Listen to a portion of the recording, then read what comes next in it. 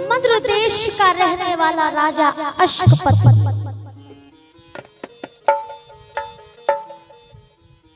राजा अश्कपति के पास भगवान की दी हुई सारी संपदा है, किसी भी चीज की कोई कमी नहीं है। भगवान ने बहुत कुछ धन धान्य से उन्हें बहुत आगे बढ़ा दिया है। सुंदर सा राज्य है, सुंदर सी प्रजा है। राजा अश्कपति के पास किसी चीज की कोई कमी नहीं, लेकिन भगवान ने अगर कमी दिया है तो केवल और केवल एक संतान का। दोनों पति और पत्नी एक पुत्र के लिए लालायित रहते हैं। धर्मराज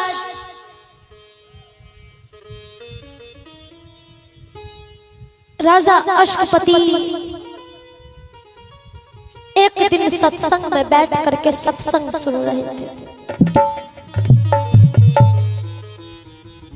और उस सत्संग में अरदास कर रहे थे कि प्रभु हमें एक संतान हो जाएगा, हमारे राज्य को चलाने वाला हो जाएगा तो बड़ा ही आनंद आ जाएगा, मेरे बुढ़ापे का सहारा मिल जाएगा। राजा अश्कपति महाराज सत्संग में बैठ कर किया आराधना भगवान कृष्ण कन्हैया से करके। कहते हैं राम नाम से तूने बंदे क्यों अपना मुख मोड़ा, राम नाम से तूने बंदे क्यों अपना मुख मोड़ा। दौड़ा जाए रे समय का घोड़ा, ओ दौड़ा जाए रे समय का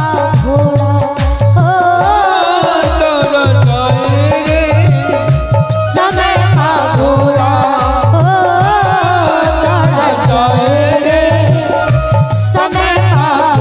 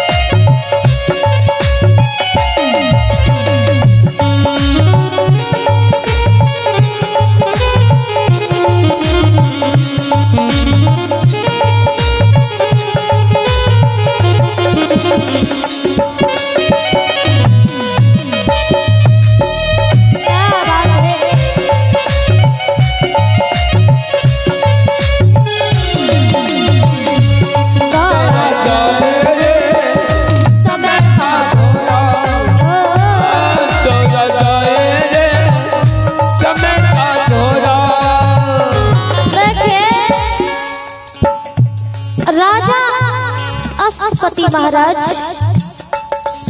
उस सत्संग में बैठ करके भगवान ठाकुर जी से अरदास करते, प्रभु प्रभु मुझे एक संतान दे दीजिए, एक पुत्र दे दीजिए, मेरे बुढ़ापे का सहारा दे दीजिए, मेरे राज्य को चलाने वाला दे दीजिए।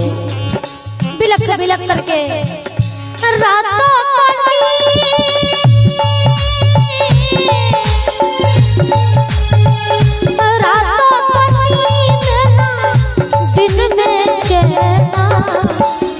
बनवारी तरसे बनवारी तरसे रातों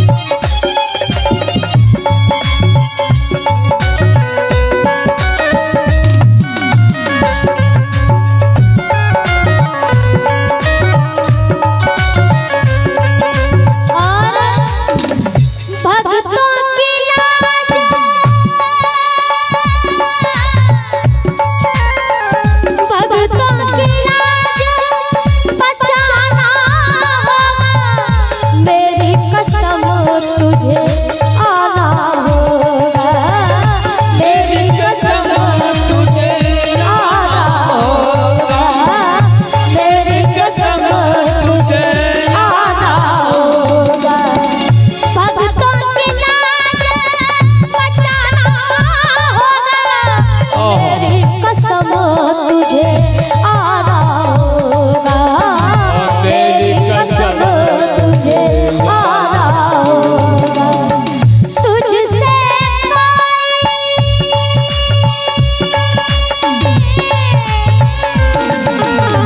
तुझसे बात छिपे ना, हे बनवारी कर से रहना, हे बनवारी कर से रहना। रातों का नींद ना दिन में चैना, रातों का नींद ना दिन में चैना, हे बनवारी कर से रहना, हे बनवारी कर से रहना, हे बनवारी कर से रहना, हे बनवारी कर से रहना। बोलिए सच्चिदानंद भगवान की राजा अस्कपति महाराज सत्संग में बैठ करके विलाप कर रहे थे कि प्रभु मुझे एक संतान दे दीजिए, लेकिन आकाशवाणी होती है, राजन तुम्हारे भाग्य में संतान नहीं लिखा हुआ है, तुम्हारे भाग्य में पुत्र नहीं लिखा हुआ है, इसलिए पुत्र की आशा त्याग दो, पुत्र की चिंता त्याग दो, तुम्हारे भाग्य में पुत्र नहीं लिखा है। राजा अस्कपति महाराज और जोर जोर से विलाप करने लग जाते हैं कि जब मेरे भाग्य में कोई संतान ही नहीं लिखा है तो मैं जीवित रह करके क्या करूंगा। उसी क्षण सत्संग में बैठे बैठे अपने मस्तक को पटकने लग जाते हैं भगवान कि अब मुझे जीवित नहीं रहना है, मैं अपने प्राणों का त्याग कर दूंगा। कहते हैं माटी के बनल शरीरिया माटी में मिल जाई ए भाई, केहू कुछ के नहीं, केहू कुछ लेके नहीं जाई भाई हो, केहू कुछ लेके नहीं जाई, केहू कुछ लेके नहीं जाई भाई हो, केहू कुछ लेके नहीं जाए। माटी के बनल शरीरिया, माटी की बनल शरीरिया माटी में मिल जाए ए भाई, केहू कुछ लेके नहीं जाए, केहू कुछ लेके नहीं जाए ए भाई हो, केहू कुछ लेके नहीं जाए। हो, केहू कुछ लेके नहीं जाई हो भाई हो, केहू कुछ लेके नहीं जाए।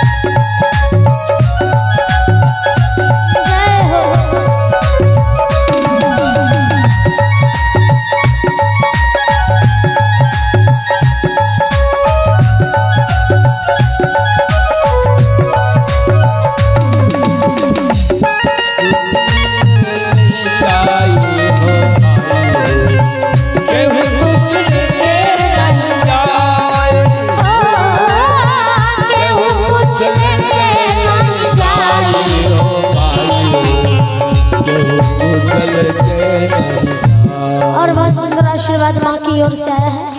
माँ के श्री चरण में कोटि कोटि नमन है मेरा। और साथी कहना है, चार कहरिया बांस के डलिया तापर लला की चदरिया, चदरिया तापर लला की चदरिया। ओ चार कहरिया बांस के डलिया तापर लला की चदरिया, चदरिया तापर लला की चदरिया। धर्मराज के धर्म कटा पर, राजी के धर्म कटा पर, धर्मराज के धर्म कटा पर लेके बदी तलाई भाई हो, केहू कुछ लेके नहीं जाए, केहू कुछ लेके नहीं जाए भाई हो, केहू कुछ लेके नहीं जाए, केहू कुछ लेके नहीं जाए हो भाई हो, केहू कुछ लेके नहीं जाए। माटी के बनल शरीरिया, आगे के बनल शरीरिया, माटी के बनल शरीरिया, माटी में मिल जाई ए भाई हो, केहू कुछ लेके नहीं जाए, केहू कुछ लेके नहीं जाई ए भाई हो, केहू कुछ लेके नहीं जाए, केहू कुछ लेके नहीं जाए हो भाई हो, केहू कुछ लेके नहीं जाए।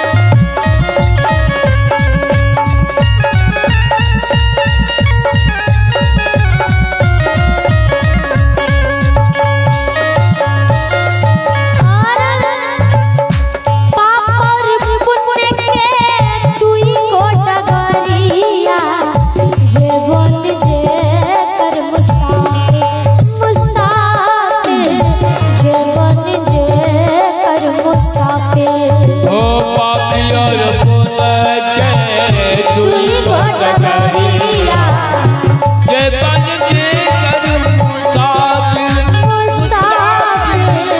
जे बन जे कर मुसाफिर। सोना जैसना देह के तोहरा, ओ जय जना देह की तोहरा। देखिए कि बड़े भाग्य मानुष तन पावा, असुर दुर्लभ सब ग्रंथि गावा। बड़े भाग्य से ये तन मिला है, तो लिखने वाले ने लिखा है, सोना जैसन देह के तोहरा, सोना जय जना देह की तोहरा।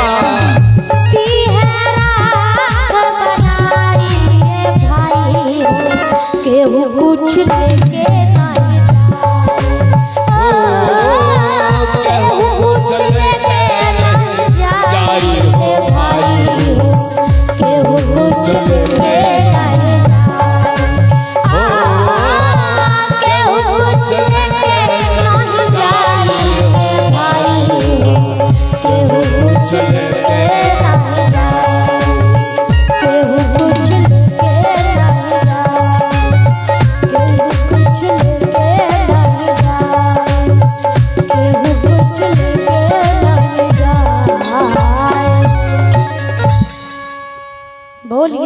सच्चे दरबार की राजा अश्वपति महाराज अपने प्राणों का त्याग करने लग जाते हैं। लेकिन कहते हैं ना कि प्रबल प्रेम के पाले पड़कर खुद का नियम बदलते देखा, और अपना मान भले डल जाए पर भक्त का मान न टलते देखा। आकाशवाणी होती है राजन, तुम अपने प्राणों का त्याग मत करो। तुम्हारे भाग्य में पुत्र तो नहीं लिखा, लेकिन तुम्हारी भक्ति पर प्रसन्न होकर हम तुम्हें एक पुत्री अवश्य प्रदान करते हैं। जाओ अपने घर, देखो तुम्हारी पत्नी इसी महीने की गर्भ धारण कर चुकी है। आज से 9 महीने बाद तुम्हारे घर में सुंदर सी बेटी का जन्म हो जाएगा। राजन चिंता मत करो, जाओ अपनी बेटी का इंतजार करो। राजा अश्वपति महाराज अपने उंगलियों पर दिन गिनने लग जाते हैं।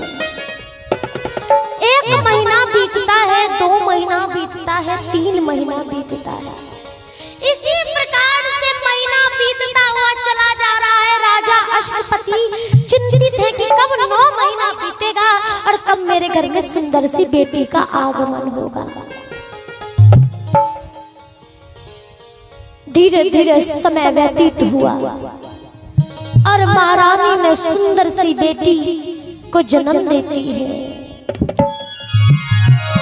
जब बेटी का जन्म होता है पूरे नगर में हाहाकार मच जाता है और नगरवासी कहते हैं कि राजा साहब की जय हो, राजा साहब की जय हो, राजा साहब की जय हो।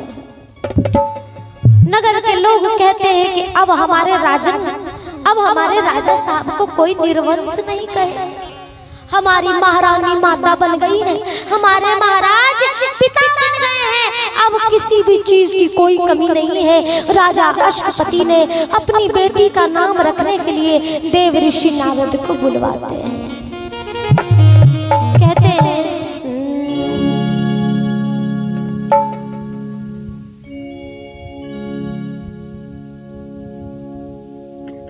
कहा जाता है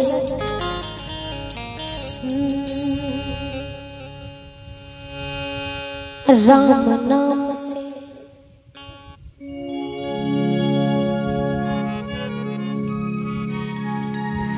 बोल सुगवा राम राम। देव ऋषि नारद आकाश मार्ग से बीड़ा बजाते हुए कहते हुए आ रहे हैं, अरे मीठी मीठी बाणी रे बोल सुगवा राम, मीठी मीठी बाणी रे बोल सुगवा राम, मीठी मीठी बाणी रे बोल सुगवा राम, बोल सुगवा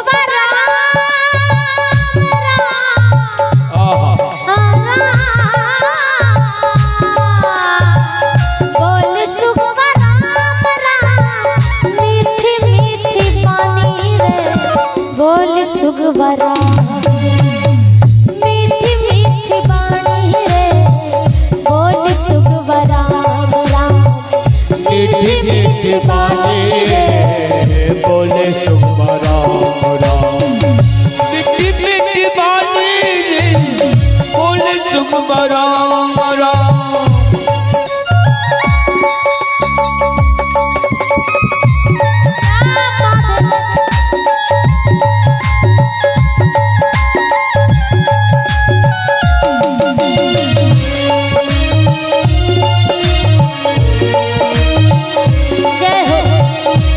जय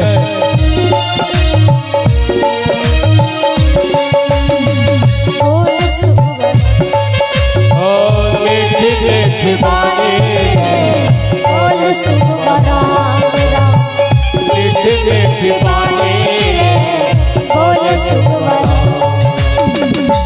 देव ऋषि नारद जी को नामकरण संस्कार के लिए बुलाया जाता है।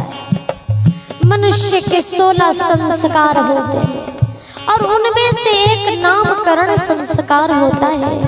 देव ऋषि नारद आकाश मार्ग से बीड़ा बजाते हुए जा रहे हैं राजा अश्वपति के दरबार में, क्योंकि उनकी बेटी का नाम रखने का दायित्व देव ऋषि नारद को सौंपा गया है।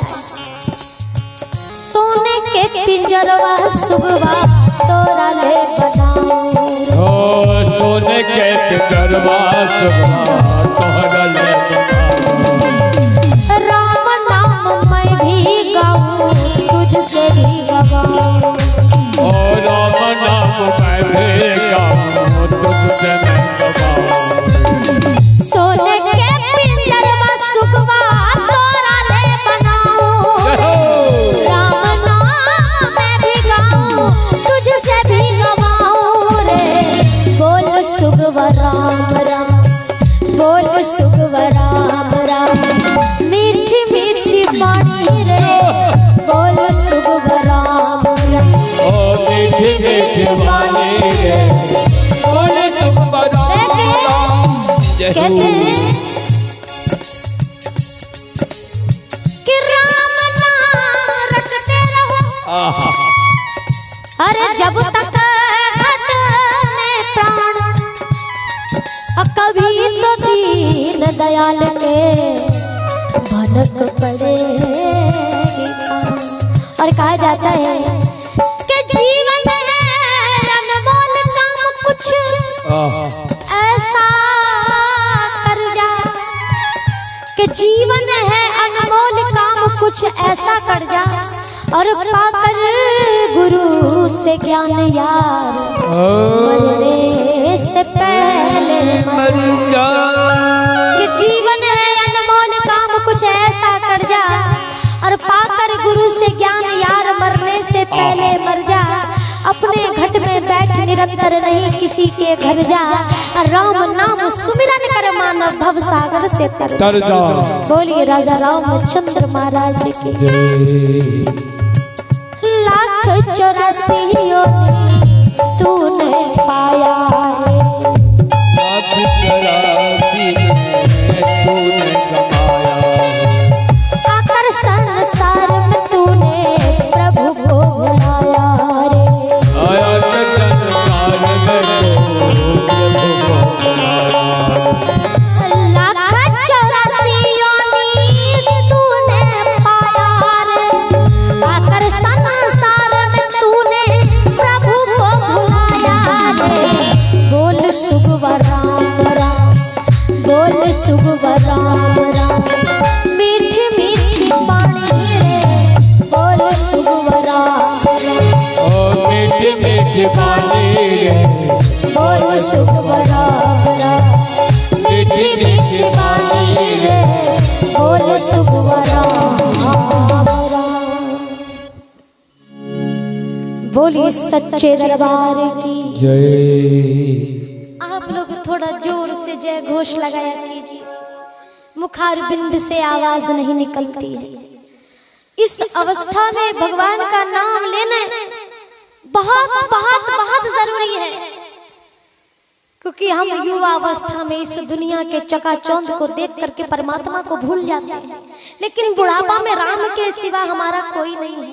हम जिस पुत्र से प्रेम करते हैं ना, और जिस पत्नी से प्रेम करते हैं, यदि हमें कुछ हो जाए, हमारी मृत्यु आ जाए, तो हमारे साथ में वो पुत्र मरने वाला नहीं है, वो पत्नी मरने वाली नहीं है। इसलिए ये शरीर राम का है और राम में ही सम्मिलित हो जाए, यही मनुष्य का रहना चाहिए, मन का विचार बनना चाहिए। बोलिए राजा रामचंद्र महाराज की। तो राजा अश्वपति के घर में बेटी का जन्म हुआ और उस बेटी का नाम रखने के लिए देव ऋषि नारद आते हैं। नारद जी ने कहा कि महाराज आपने हमें क्यों आमंत्रित किया है? राजा अश्वपति ने कहा कि हे देव ऋषि नारद, आप तीनों लोकों में भ्रमण करते हैं और भगवान की कृपा से, भगवान की दया से मेरी झोली में एक बेटी उत्पन्न हुई है। मैं पिता बन गया हूँ, मेरी पत्नी माता बन गई है। और उस बेटी का नामकरण संस्कार के लिए मैंने आपको आमंत्रित किया है कि आप मेरी बेटी का नामकरण संस्कार कर दीजिए। देव ऋषि नारद ने कहा उस बच्ची को दिखाओ। राजा अश्वपति ने उस बच्ची को उठा करके देव ऋषि नारद के गोद में रख दिया। नारद जी ने कहा राजा, अरे आप बड़े भाग्यशाली हो जो आपके घर में एक साधारण बच्ची ने नहीं बल्कि इस संसार की दिव्य शक्ति पुत्री पैदा ली है। राजन, तुम इस पुत्री को पाकर के धन्य हो गए हो। आने वाले समय में ग्रंथों के पन्नों पर स्वर्ण अक्षरों में इसकी गाथा लिखी जाएगी और इसकी गाथा के साथ साथ लोग आपकी भी गुणगान करेंगे। तो देव ऋषि नारद, हमारी बेटी का नाम रख दीजिए। अब नारद जी ने उस बच्ची का नाम क्या रखा है जरा सुनिए।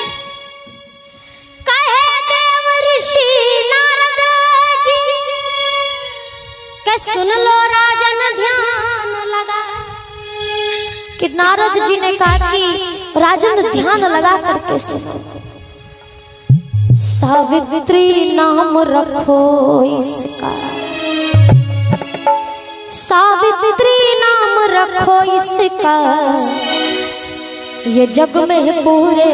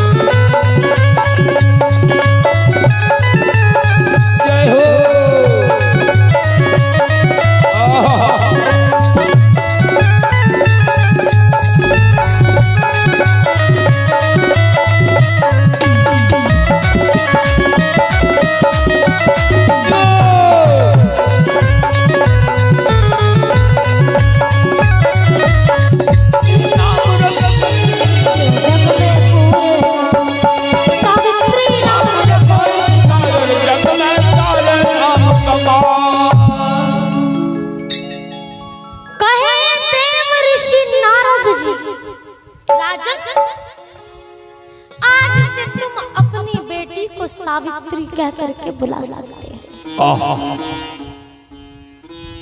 राजा अश्वपति प्रसन्न हो गए कि बेटी का नाम सावित्री हो गया।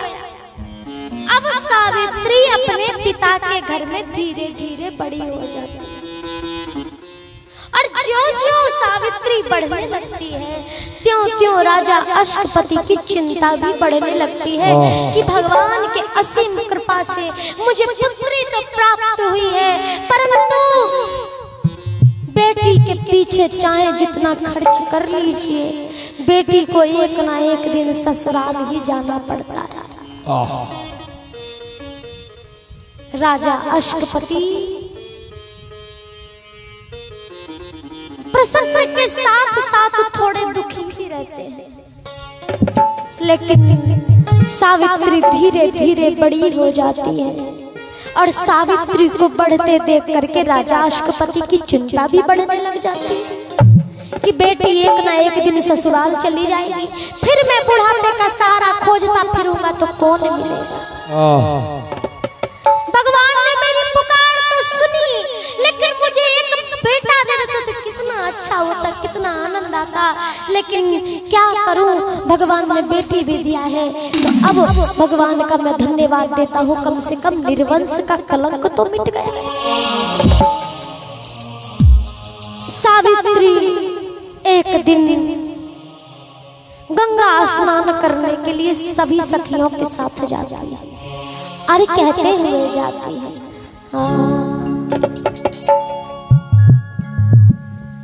ओ कान्हा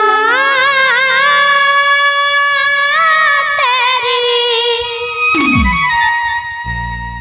बांसुरी मुझ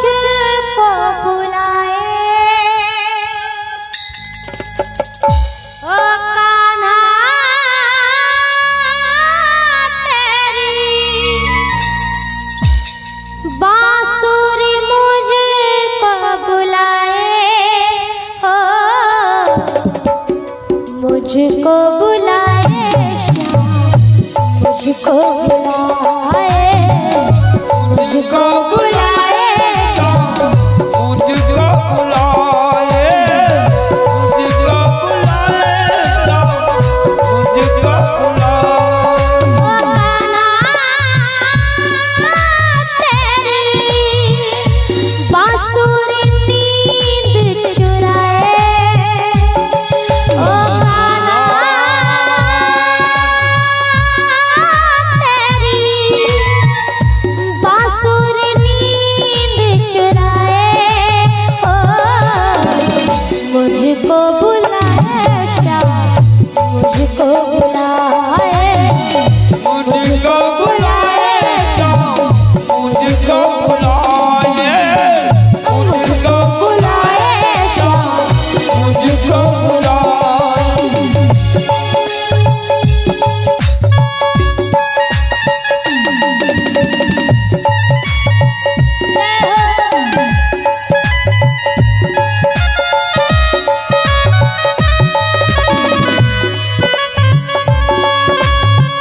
क्या बात है।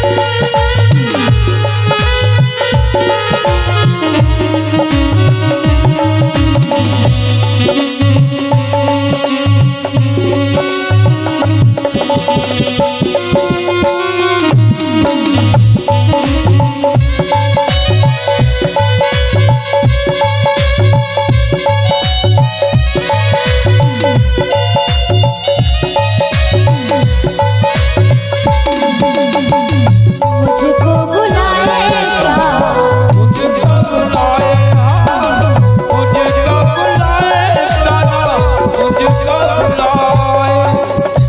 सभी सखियों के साथ में जाती है गंगा स्नान को। राजा अश्वपति देखते हैं कि मेरी बेटी 14 वर्ष की हो गई है और 14 वर्ष की उम्र में बेटी का विवाह कर देना चाहिए। बेटी बड़ी हो गई है। राजा अश्वपति ने अपनी बेटी के लिए लड़का देखना शुरू कर दिया।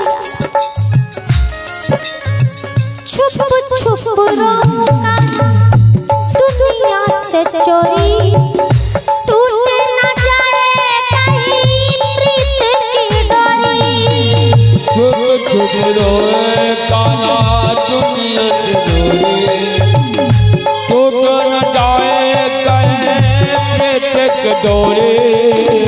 छुप छुप रोका दुनिया से चोरी, टूट न जाए कहीं प्रीत की डोरी। नैना भर भर आए तेरी याद सताए रे, नैना भर भर आए तेरी याद सताए रे। ओ कान्हा तेरी बांसुरी मुझको बुलाए, कान्हा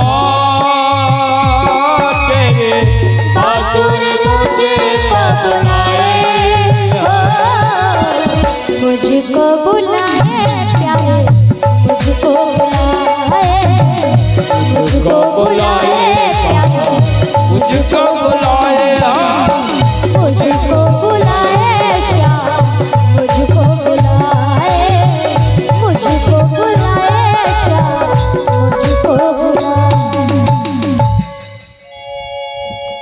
राजा अश्वपति ने अपनी बेटी सावित्री की ओर देखा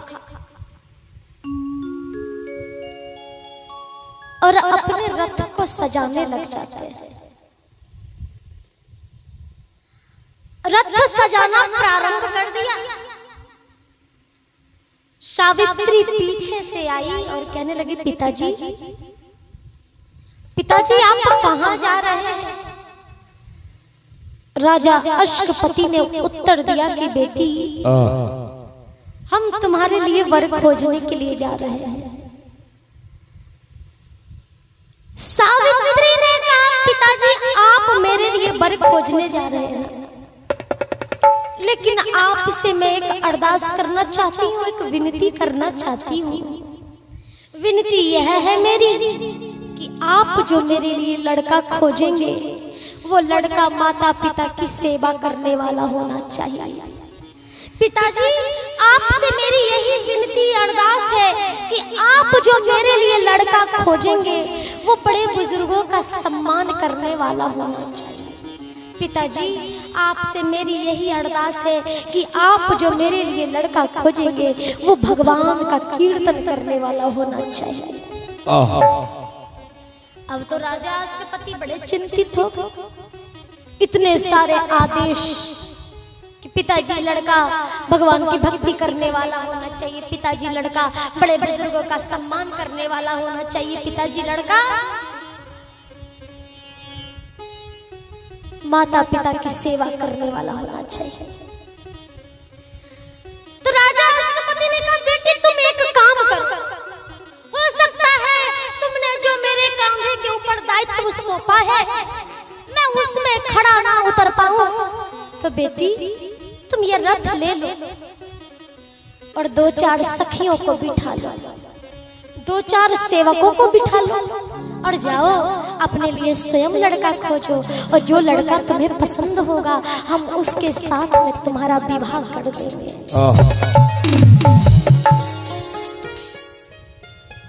सावित्री ने कहा पिताजी आप सत्य कह रहे हैं। राजा अश्वपति ने कहा हाँ बेटी मैं बिल्कुल सत्य कहता हूं, तुम मेरा रथ ले लो। और पहले के युग में स्वयंवर चला करता था, लड़की स्वयं लड़का को पसंद कर, और आयु के युग तो ऐसा नहीं है, आयु के युग में लड़की खुद से लड़का पसंद करे छे तब विवाह होय छे, नहीं होय छे, हमरा गांव में तो होय छे। बोलिए राजा रामचंद्र महाराज की।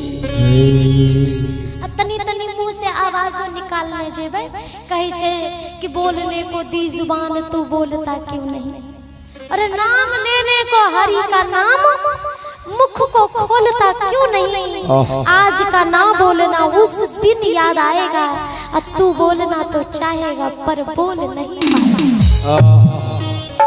बोलिए बांके बिहारी लाल की। तो सावित्री ने 2-4 सखियों को बिठा लिया और 2-4 सेवकों को भी बिठा लिया और अपने लिए स्वयं लड़का खोजने के लिए चल गई। और कहते तूने अजब रचाया भगवान खिलौना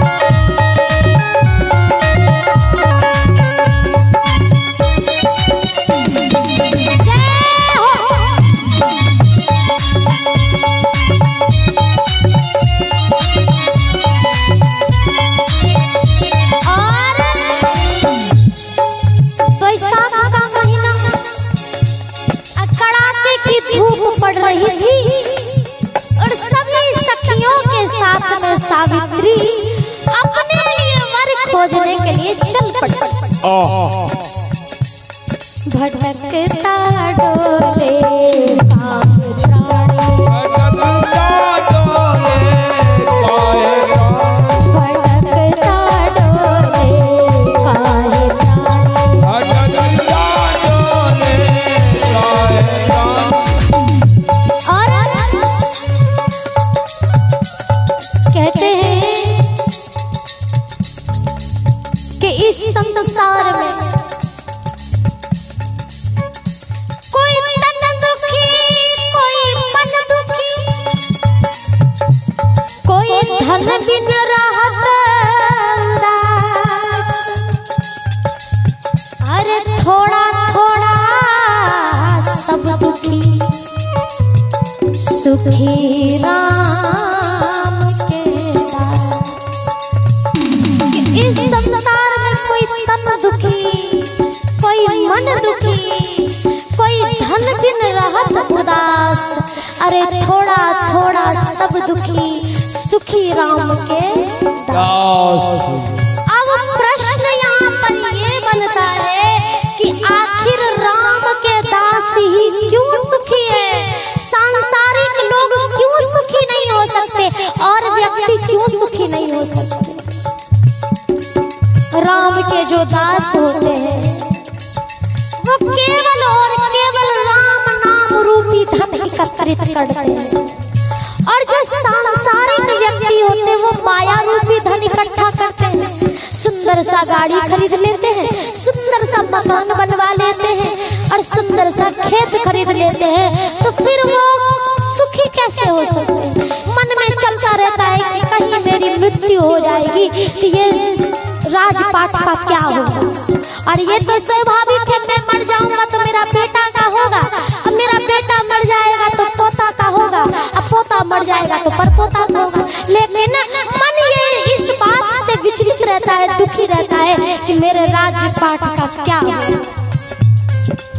और जो राम नाम वाले हैं उनका कहना है कि नहीं नाम धन जिसके पल्ले अंत समय पछताता है, और नहीं नाम धन जिसके पल्ले रोता है चिल्लाता है, और नहीं नाम धन जिसके पल्ले दीनहीन कंगाल भी है, नहीं नाम धन जिसके पल्ले बदकिस्मत चंडाल भी है। और जिसने भी अवतार गुरु से नाम सुधारस पाया है, संत जनों के चरण धूलि से जीवन सफल बना। जय हो। बोलिए राजा रामचंद्र महाराज की जय। चला प्रभु के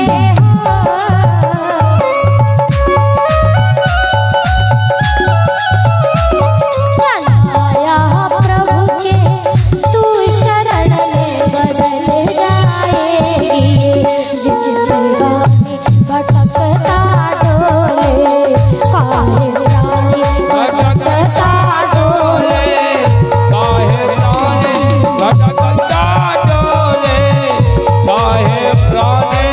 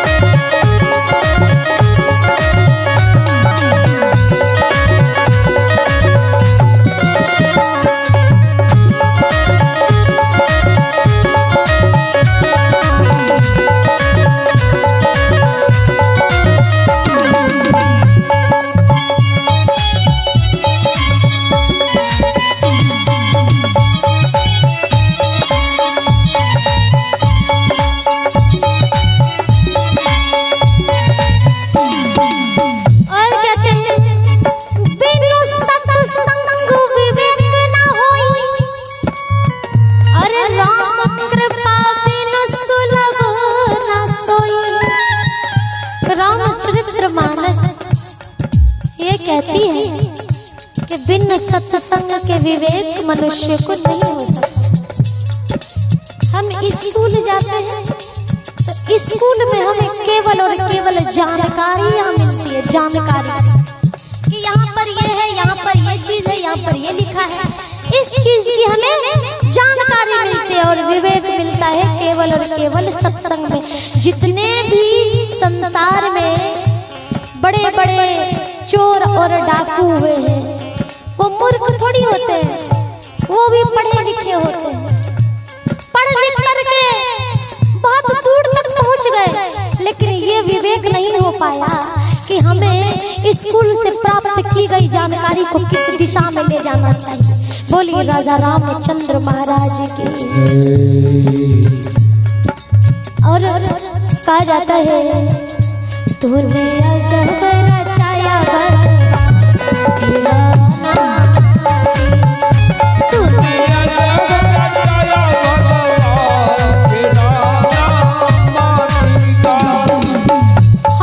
दिए हरि भजन करण को,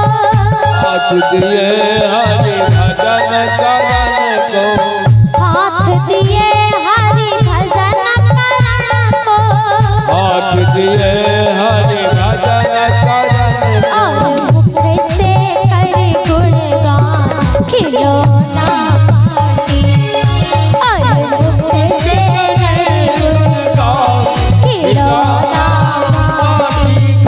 तूने अजब रचाया भगवान खिलौना माटी का, तूने अजब रचाया भगवान खिलौना माटी का, तूने अजब रचाया भगवान खिलौना माटी का। बोलिए सच्चे दरबार की जय।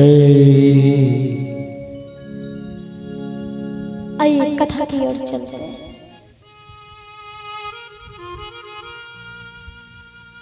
सावित्री अपने लिए वर खोजने के लिए चल रही, और बैसाख का महीना कड़ाके की धूप पड़ रही थी। अपने रथ को एक पीपल के वृक्ष के जड़ में खड़ा करके तालाब में पानी पीने के लिए चल देती है। जय। और जो ही सर को झुका करके सावित्री जल पी रही थी तो दृष्टि तालाब के उस पार पड़ता है, और उस पार में एक सुंदर सा व्यक्ति वो भी जल पी रहा है। सावित्री ने तुरंत रथ पर सवार हुई और रथ को दौड़ाती हुई घुमा करके उस व्यक्ति के पास पहुंच जाती है। सावित्री ने कहा कि हे मान्यवर, इतने दोपहर के समय में सभी पशु पक्षी अपने अपने घरों में घोंसलों में विश्राम कर रहे हैं, और आप इतने दोपहर में इस वन में क्या कर रहे हैं? उस लकड़हारे ने उत्तर दिया कि हे देवी, मैं विश्राम करूंगा तो मेरे अंधे माता पिता की सेवा कौन करेगा? सावित्री का फरमाइश क्या था कि मेरा जो वर होगा वो माता पिता की सेवा करने वाला होना चाहिए। और लड़के के मुख से क्या निकला है कि मैं विश्राम करूंगा तो मेरे माता पिता की सेवा कौन करेगा? जय। तो सावित्री मन ही मन में प्रसन्न हो गई कि जो मैं लड़का जो खोजने के लिए आई हूँ, पिताजी ने जो मुझे दायित्व सौंपा है कि जाओ अपने लिए स्वयं लड़का खोजो, जो लड़का तुम्हें पसंद होगा उसके साथ में हम तुम्हें विवाह कर देंगे। तो मेरा तो कथन यही है कि मेरा वाला जो वर होगा वो माता पिता की सेवा करने वाला होगा। एक गुण तो इसमें नजर आ गया।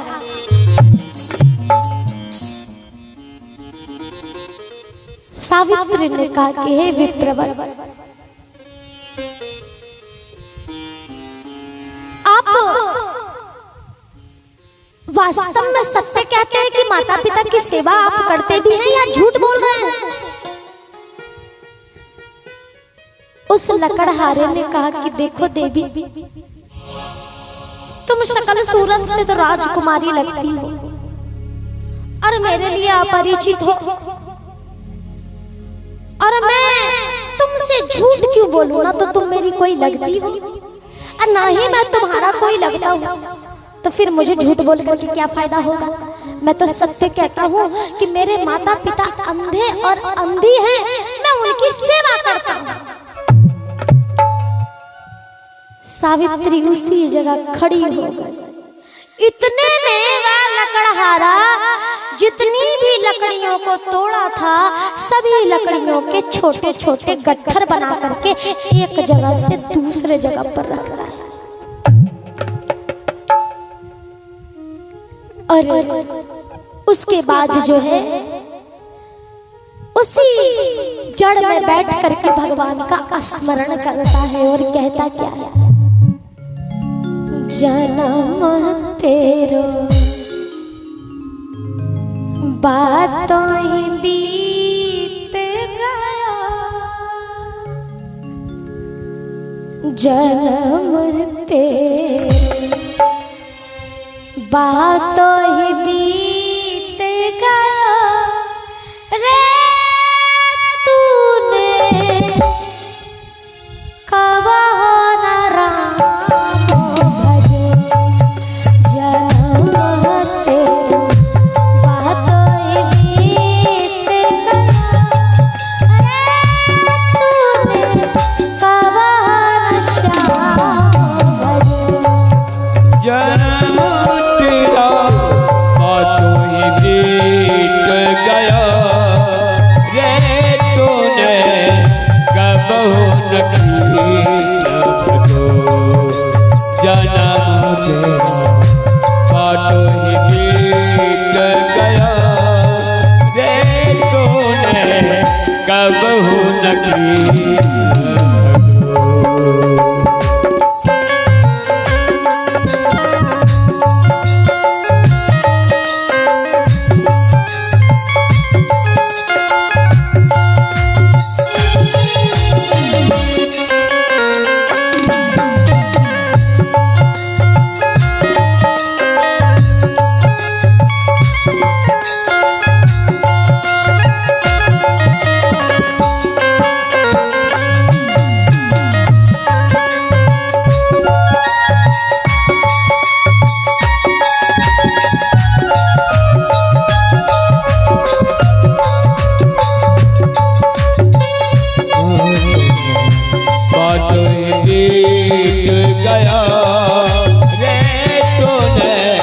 कबहू न कृष्ण भजो, जन्म तेरा बातों ही बीत गया रे, तूने कबहू न कृष्ण।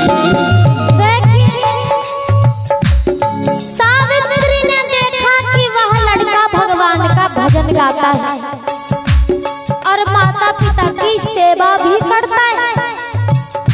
मन में ख्याल आया कि एक बार इनका परिचय पूछ लेते हैं कि इनका नाम क्या है, किनके सुपुत्र हैं, कहाँ से आए। मैंने चादर ओढ़ के कैसे, मैंने चादर ओढ़ के कैसे, द्वार तुम्हारे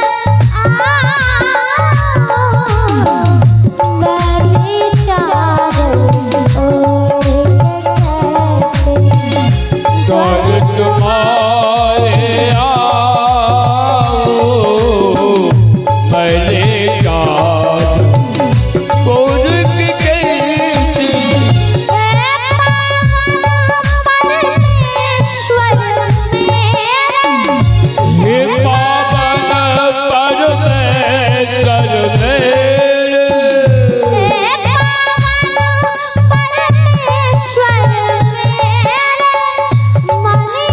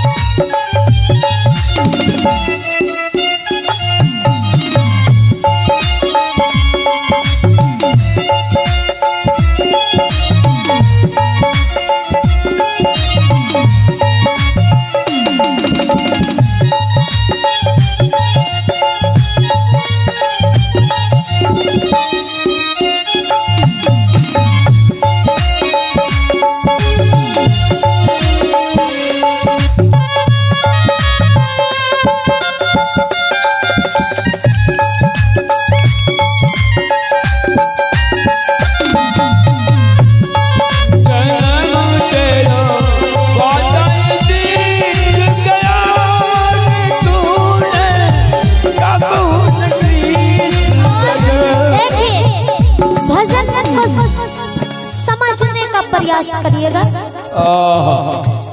कि जन्म तेरो बातों ही बीत गए, अरे तूने कब हो न राम कयो, तेरा जीवन बीतता हुआ चला गया किंतु तूने कभी राम का नाम नहीं लिया, कृष्ण का नाम नहीं लिया। तेरी उम्र 5 वर्ष की हुई, कहते हैं 5 बरस की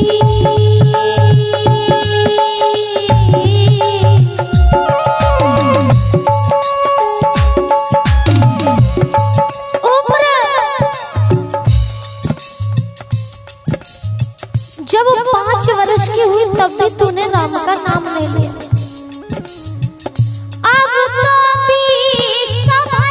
अब लेकिन 5 गया, 15 गया, अब 20 हुआ है, मगर 25 माया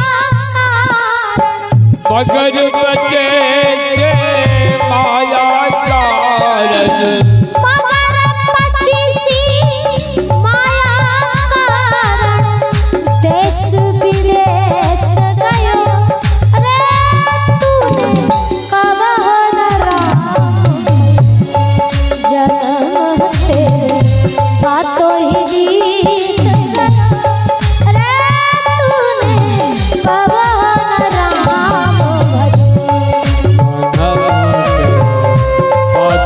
बीत गया, जय तूने कब हो उम्र हुई 5 बरस की तब भी राम नहीं कहा, 15 की हुई तब भी राम नहीं कहा, 20 की हुई तब भी राम नहीं कहा, और 25 की माया में हम भटक गए। अब उम्र आती है 30 बरस, 30 बरस 30 बरस की अब मती उतरी, लोभ बढ़े नित नयो, के 30 बरस की अब मती उतरी, लोभ बढ़े नित नयो, माया छोड़ी माया तो ये लाख करोड़, माया जोड़ी लाख करोड़, तब हो न तृप्त भाई, रे तूने कब हो न राम जन्म तेरा बातों ही बीत गया, तूने कब हो जन्म तेरा बातों ही बीत गया, तूने कब हो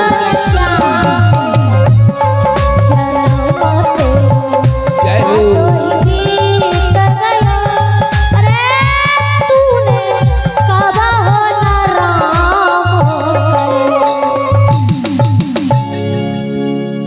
बोलिए राजा रामचंद्र महाराज की। सावित्री ने उस लकड़हारे के मुख से भजन सुना। जब मस्तक पर लकड़ी का गट्ठर उठा करके चलने लग जाते हैं ना, तब सावित्री ने रास्ता रोक लिया। हे मान्यवर, कहाँ जा रहे हैं? लकड़हारे ने कहा कि हे देवी, हमें जाने के लिए दो, हमारे माता पिता अंधे और अंधी हैं, उनकी सेवा को विलंब हो रहा है, तुम इस प्रकार से मेरा मार्ग ना रोको। सावित्री ने कहा कि मैं आपसे आपका परिचय पूछती हूँ। आप इतने सुंदर सुंदर भजन गाते हैं, माता पिता की सेवा करते हैं, क्या बता सकते हैं कि आप किनके पुत्र हैं? आपके पिताजी का क्या नाम है? लकड़हारे ने कहा कि तुम मेरा नाम क्यों जानना चाहती हो? तो सावित्री ने उत्तर दिया कि देखिए, मैं राजा अष्टपति की इकलौती पुत्री सावित्री हूँ और पिताजी ने मुझे दायित्व सौंपा है कि बेटी जाओ स्वयं अपने लिए लड़का खोजो और जो लड़का तुम्हें पसंद होगा उसके साथ में तुम्हारा विवाह कर देंगे। तो मुझे जो पसंद, जो वर चाहिए वो सारे के सारे गुण मैंने केवल और केवल आप में देखा है, इसलिए आपका परिचय पूछ रहे हैं। लकड़हारे ने कहा, लड़की, अरे तुम एक राजकुमारी हो और तुम्हारे लिए न जाने कितने राजकुमार मिल जाएंगे। तुम मुझ जैसे गरीब व्यक्ति का मजाक क्यों बना रही हो? सावित्री ने कहा कि मैं सत्य कहती हूँ, मैंने अपने मन के मंदिर में आपको अपना स्वामी मान लिया है, इसलिए मैं आपके पिताजी का नाम जानना चाहती हूँ। लकड़हारे ने कहा तुम्हारा दिमाग खराब हो गया है, पागल हो गई हो, और मस्तक पर लकड़ी का गट्ठर लिया अब वहां से दौड़ पड़े। सावित्री उसी वन में बिलख बिलख करके रोने लगी कि मैंने कुछ मांगा थोड़ी था, मैंने तो केवल नाम ही ना पूछा, अपना परिचय बता देते तो क्या हो जाता। सखी सब कहने लगी कि हे सावित्री, उस लकड़हारे ने सत्य कहा है कि तुम राजकुमारी और तुम्हारे लिए कई सारे राजकुमार आ सकते हैं। सावित्री ने कहा राजकुमार आ सकते हैं, लेकिन जो संत मुझे चाहिए वो इनके अतिरिक्त और मुझे कहीं नहीं मिल सकते। हे सखी, कोई ऐसा व्यवस्था करो कि मैं उनके तक पहुंच पाऊं और मेरा एक पत्र उनके पास जा सके। सारी सखियों ने मिलकर के पत्र लिखा। सावित्री ने सखियों को पत्र दिया और कहा जाओ उस लकड़हारे के यहाँ पहुंचा देना। बोलिए राजा रामचंद्र महाराज। सभी सखियां जा रही हैं, कहते हैं कि जिस भजन में राम का नाम न हो उस भजन को गाना ना चाहिए। जिस भजन में राम का नाम न हो उस भजन का गाना ना चाहिए। जिस भजन में राम का नाम न हो उस भजन को गाना ना चाहिए। जिस भजन में राम का नाम न हो उस भजन को गाना ना चाहिए। उस भजन को गाना ना चाहिए और प्रभु को भुलाना ना चाहिए। उस भजन को गाना ना चाहिए और प्रभु को भुलाना ना चाहिए। और जिस भजन में राम का नाम न हो उस भजन को गाना ना चाहिए। जिस भजन में राम का नाम न हो उस भजन का गाना ना चाहिए।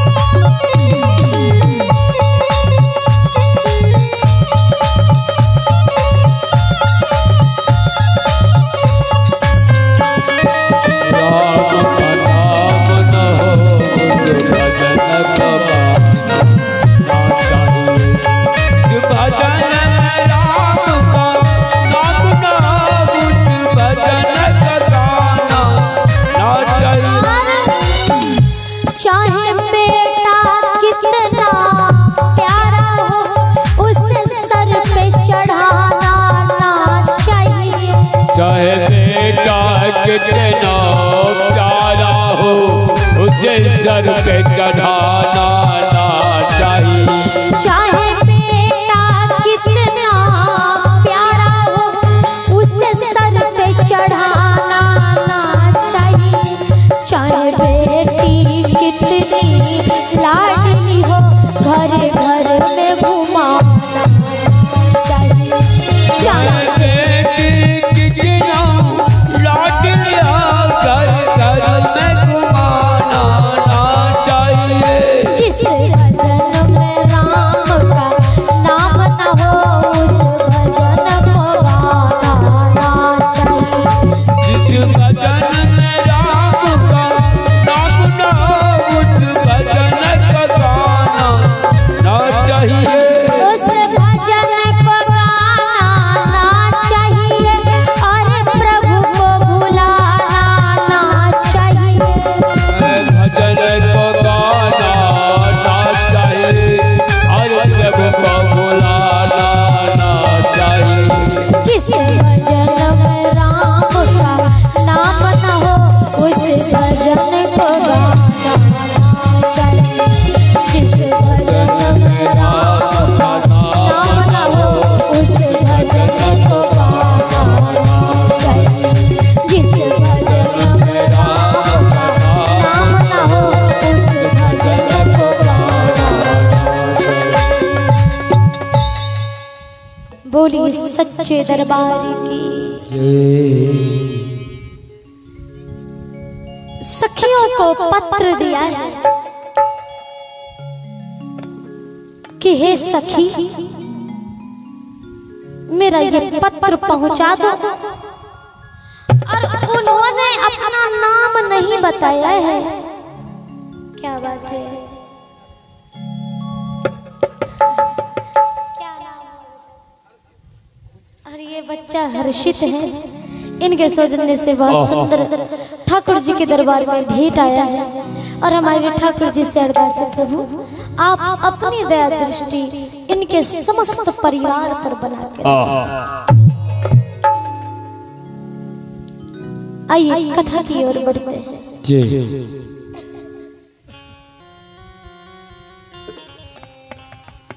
सब सखी पत्र लेकर के जा रहे हैं। सावित्री ने उस चिट्ठी में क्या लिखा है कि पोछी पोछी अखियां लिखत बानी पतिया के तबले में भर गई नीलो। अब फूली आई सन मूसू की चोचा हो गईले सुखी गईले सुगाई सनठो। अपूर्व पवन अगनवा में सनकल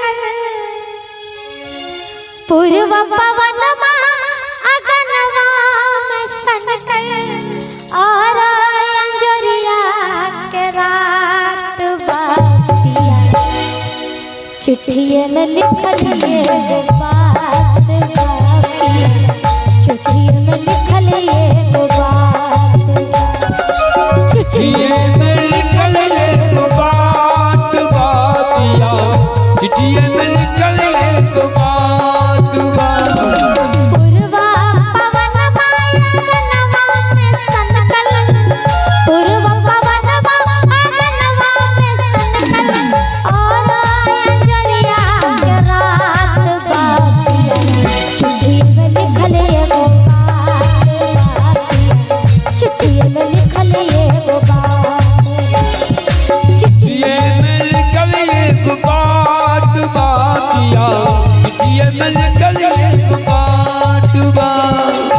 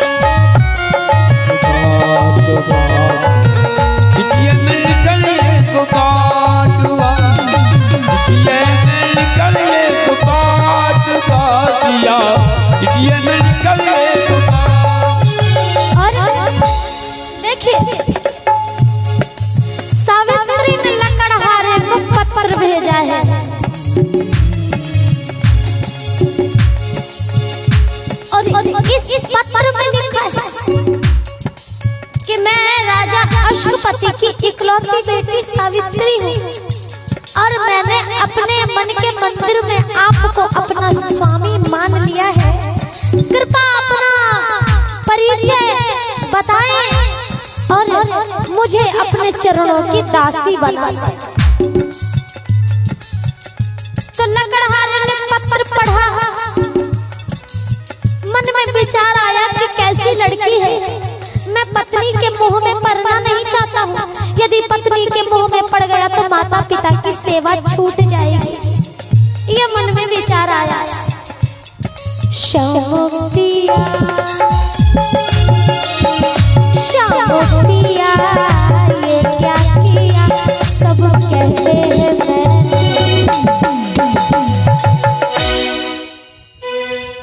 कि सब कहते हैं मैंने तन मन धन दे दिया।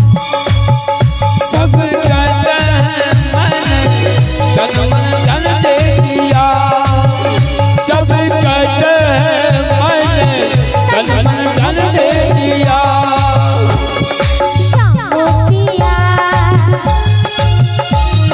श्याम पिया, ये क्या किया, सब कहते हैं तन मन धन दे दिया। सब कहते हैं मैं तन मन धन दे दिया।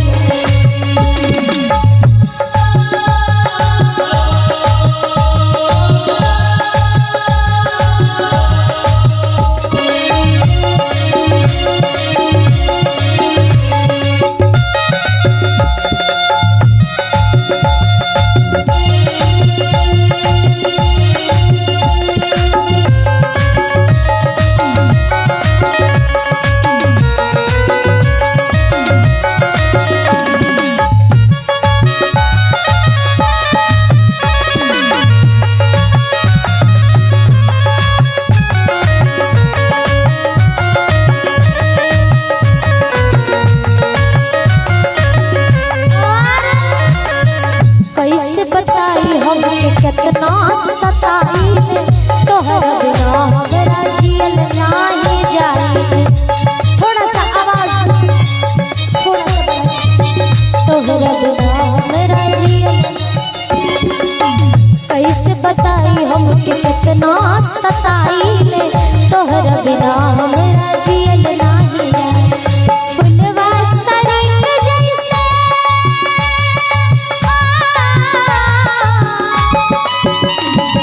फुलवा सरिंग जैसे तोड़े सजरिया, फुलवा सरिंग जैसे वाले सजरिया, और अंजरिया के रात बातिया, चिट्ठियों में लिखल एगो बात बातिया, चिट्ठियों में लिखल एगो बात, चिट्ठियों में लिखल एगो बात बातिया, चिट्ठियों में लिखल एगो बात बातिया, चिट्ठियों में लिखल एगो बात बातिया, चिट्ठियों में लिखल एगो बात बातिया, चिट्ठियों में लिखल एगो बात बातिया, चिट्ठियों में लिखल एगो बात, चिट्ठियों में लिखल एगो बात बातिया, चिट्ठियों में लिखल एगो बात।